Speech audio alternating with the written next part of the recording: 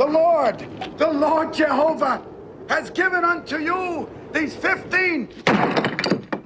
Hi, if you're new to the channel, my name is Tay from Financial Tortoise, where we learn to grow our wealth slow and steady. The first commandment of Financial Tortoise is that thou shalt develop competitive career capital. Whether we like it or not, we live in a free market economy. And in a free market economy, money is driven based on supply and demand. If I have something that is rare and valuable, people will pay more money for it. If I own something that is easy to come by, then people won't pay as much. In the same way, if we want a high-paying career, we must offer something that is rare and valuable to the market. Steve Martin is considered one of the greatest stand-up comics of all time. With 5 Grammy Awards, nominations for 2 Tony Awards, and an honorary Academy Award, he sure has earned that title. So it's not a surprise that many aspiring comedians and actors are constantly asking for his best bit of career advice. Do you know what he said? He said, "Nobody ever takes note of my advice because it's not the answer they want to hear.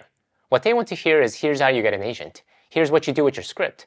But I always say, be so good they can't ignore you." He practiced his comedy in obscurity for close to a decade before he became a household name. In the same way, if we want to build a financially lucrative career, may that be in a 9-to-5 corporate job, in entrepreneurship, or a technically skilled occupation, we must develop excellent career capital. Be so good that you'll have no trouble finding companies and customers that'll pay you what you're worth. The second commandment of the Financial Tortoise is that thou shalt always live below one's means. This is by far the biggest culprit of most people's financial problems. Because we don't have a long-term perspective, we live our lives like feast or famine. When times are good, meaning we're making good income, we spend like there is no tomorrow. And when hard times hit, meaning our pay gets cut, or worse yet, we lose our job, we panic and go into deprivation mode. But if we can get in the habit of always living below our means, no matter how high or how low our income gets, we can ride out the storms that always comes. As fundamental as this sounds, this is really hard to do, especially for people making good enough income. We see our friends enjoying that new home or the once-in-a-lifetime vacation to Europe, and we feel like we're lagging behind and missing out. So we edge closer to our limits, spending slightly more on vacation and a little more on a new car. And before we know it, we stray beyond our limits and we're now living on credit. The third commandment of Financial Tortoise is that thou shalt never spend money to impress people. And this commandment segues from the earlier point of always living below our means. And why is it so hard to live below our means, spend less than we earn? It's because we want acceptance. We want to be seen. We want to impress people. We're all human beings, so it's natural to crave social and emotional connection. No man or woman lives on an island. We all need healthy social interactions to thrive. The problem arises when we use money in order to fill this need. We're essentially buying acceptance by spending money to impress people. This is not only dangerous to our wallets and pocketbooks, but also creates a false sense of security that can never be fulfilled by money. The fourth commandment of Financial Tortoise is that thou shalt abhor debt. And I mean all debt. The financial industry likes to spread the message that there are actually 2 types of debt: good debt and bad debt. And as long as we use good debt and avoid bad debt, we're winning with money. Well, I beg to differ. The danger with this notion is that it enables us to accept debt as a normal way of life. It's very similar to when people talk about good fat versus bad fat. Not many of us really understand the difference, but how many of us use it as an excuse to justify our eating habit? Hey, this donut might have good fat, which I need, so I should be okay eating it, right? Yes, there are technical nuances that make certain debt less dangerous than others. For example, a fixed home mortgage is probably the most common so-called good debt. It's very simple, straightforward, and the industry is highly regulated. When we buy a 15-year fixed home mortgage, the numbers are pretty straightforward and transparent based on the amortization table. However, most of us make financial decisions based on emotion, not logic. The danger of accepting that there is good debt makes us feel better about going into debt. We tell ourselves that good debt is growing our net worth, so it's okay to have them. I'll be clear with you. There is no such a thing as good debt, and you should never feel good about having debt, no matter how great the interest rate or the terms are. When we accept debt as a normal way of life, it quickly cascades into a justification mindset. We use our home equity line of credit to build that new barbecue set that we always wanted, with the justification that it's increasing our home value. We upgrade our car because they're offering 0% interest for the first 6 months. I mean, how can you pass up a 0% interest, right? And before we know it, we become so numb to debt, it becomes like our second cousin that never moved out. Learn to abhor debt no matter where in the spectrum they fall on. All debts are dangerous, and just like fire, should be handled with the utmost caution. The number 5 commandment of Financial Tortoise is that thou shalt avoid speculative investments. If you think about it, the term speculative investment is actually an oxymoron. Speculators by nature buy speculative security in the hope of identifying the next big thing and making a huge profit. They pay almost no attention to the underlying value, being only interested in the rapid price movement of the asset. However, true investors, on the other hand, buy assets based on its fundamentals. They take a longer-term view with a desire of participating in an asset's success. And we don't have to look far to see the crazy speculative-driven frenzy. Most recently, it was the bitcoins and other cryptocurrencies. Its fluctuation in price wasn't based on the intrinsic value, but rather supply and demand of buyers and sellers. You wind the clock back a decade, and you have the US housing bubble. People were flipping homes in the belief that housing market would continue to go up. Wind back another 10 years, and you have the dot-com crash. The increasing popularity of the internet triggered a massive wave of speculation in the new economy businesses. Anything with a dot-com after its name achieved multi-billion-dollar valuation regardless of their business model. You keep winding the clock back, and you have no shortage of so-called speculative investments driven by the frenzy to make money quickly. My favorite is a tulip mania from the 1600s. If you want to learn more, check out my video here. The bottom line is, don't try to make money quickly in the market. There is no such a thing as overnight riches. Sustainable wealth takes time.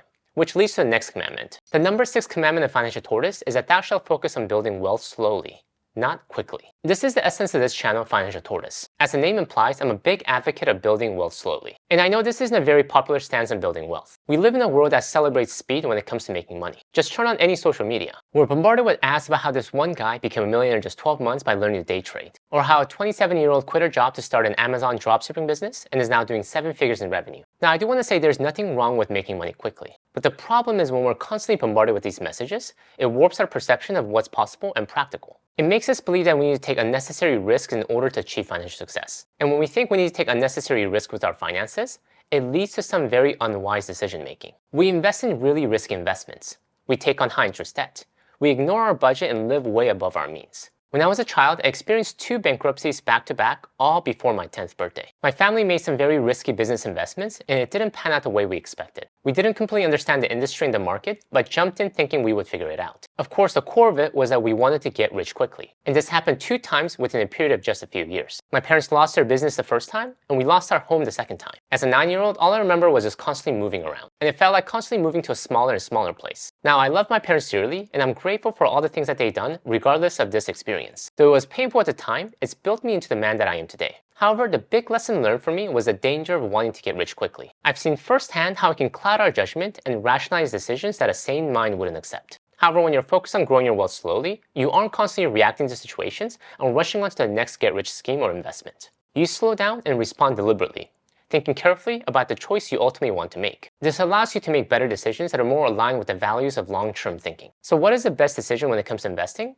Great question, which leads to our next commandment. The number 7 commandment of Financial Tortoise is that thou shalt favor low-cost, broad market index fund as one's core wealth building tool. There are so many ways to make money and grow our net worth. We can join a startup as employee number 4, and when the company goes public, we can become an overnight millionaire. We can flip real estate, buying distressed homes, renovating them, and selling them for a hefty profit. Or if we're really bold, we can try our hand at day trading. But all these require not only a tremendous amount of work, but very specialized skills that require years to build. I do like real estate, and I'm curious to learn about new and upcoming companies. However, the core of my wealth building tool is still my very simple total market index fund. It's easy to understand, simple to maintain, and it does the job. If you aren't sure which one to invest in, here are a few of my favorites. If you're invested with Vanguard, the Vanguard Total Stock Market Index Fund, VTSAX. The Vanguard 500 Index Fund, VFIAX. If you're invested with Fidelity, the Fidelity Total Market Index Fund, FSKAX. The Fidelity 500 Index Fund, FXAIX. And if you're invested with Charles Schwab, Schwab Total Stock Market Index Fund,